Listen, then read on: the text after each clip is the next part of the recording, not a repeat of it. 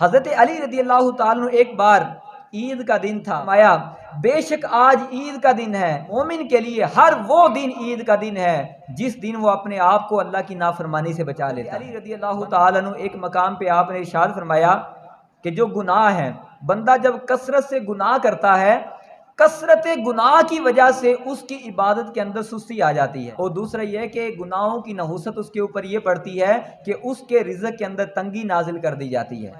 اور آپ نے فرمایا کہ اے لوگوں سن لو، جس تکلیف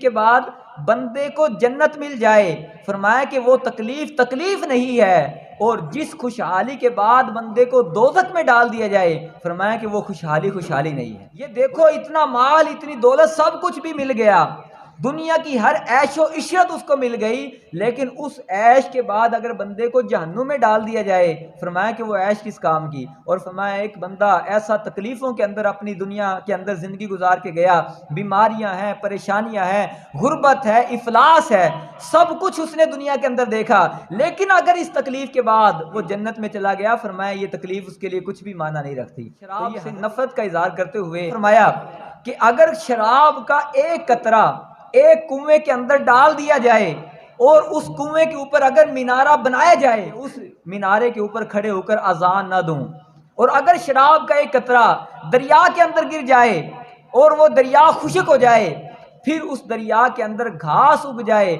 فرمایا کہ میں اپنی بکریاں اس گھاس کے ساتھ نہ چراؤں۔ شراب کے ساتھ اتنی زیادہ نفرت مولا علی رضی اللہ تعالیٰ عنہ کی ہے، لیکن افسوس کا مقام یہ ہے کہ آج علی کے نام پہ علی کے ملنگ بن کے شراب بھی پی رہے ہیں، بھنگ بھی پی جا رہے ہیں، اور علی کا نام بھی لیے جا رہے ہیں۔ اس علی کا نام پاک زبان سے لیا جائے جس علی نے شراب کے ساتھ نفرت کا اتنا اظہار کیا کہ اگر اس شراب کا ایک قطرہ صرف اس کنویں کے اندر پڑ گیا اور اس کے اوپر مینارہ بنایا گیا، تو فرمایا کہ میں اس مینارے پہ کبھی بھی اذان نہ دوں۔ سوال کیا کہ ابو بکر کس وجہ سے مسکرائے ہو؟ فرمایا کہ مجھے تمہاری ایک فضیلت یاد آ گئی جو نبی پاک کی زبان سے میں نے سنی تھی۔ وہ کیا ہے؟ فرمایا کہ اے علی، میں نے نبی پاک کو فرماتے ہوئے سنا کہ پل صراط سے گزر کے جنت میں صرف وہی بندہ جائے گا جس کو اجازت نامہ علی المرتضیٰ لکھ کر دیں گے۔ فرمایا پل صراط سے صرف وہی بندہ گزر کے جنت میں جائے گا جس کو حضرت علی اجازت نامہ لکھ کر دیں گے۔ جب یہ سنا تو حضرت علی نے مسکرانا شروع کر دیا۔ صدیق اکبر نے پوچھا کہ اے علی، اب تم کیوں مسکرائے؟ مولا علی نے فرمایا کہ اے ابو بکر، مجھے بھی ایک تمہاری فضیلت یاد آ گئی جو مجھے نبی پاک نے بتائی تھی۔ وہ کیا تھی؟ فرمایا رسول اللہ علیہ السلام نے مجھے یہ فرمایا تھا، فرمایا جنت میں جانے کا اجازت نامہ صرف اسی بندے کو ملے گا جو ابو بکر صدیق سے پیار کرنے والا ہوگا۔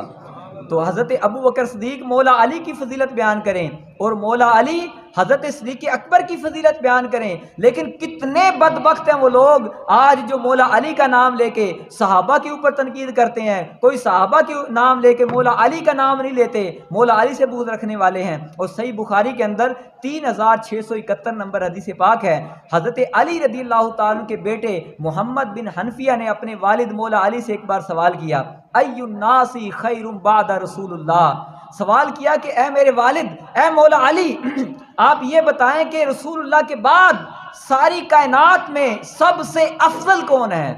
یہ سوال کس سے کیا؟ مولا علی سے۔ آج یہ نعرے لگانے والے ملنگ کہتے ہیں کہ دمادم مس کلندر علی دا پہلا نمبر، حالانکہ علی دا پہلا نمبر نہیں، صدیق دا پہلا نمبر ہے۔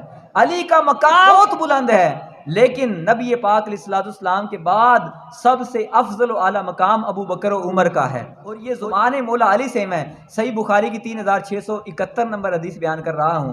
فرمایا ای الناس خیر بعد رسول اللہ، ابا جان آپ ہی بتائیے رسول اللہ کے بعد ساری کائنات میں سب سے افضل کون ہے؟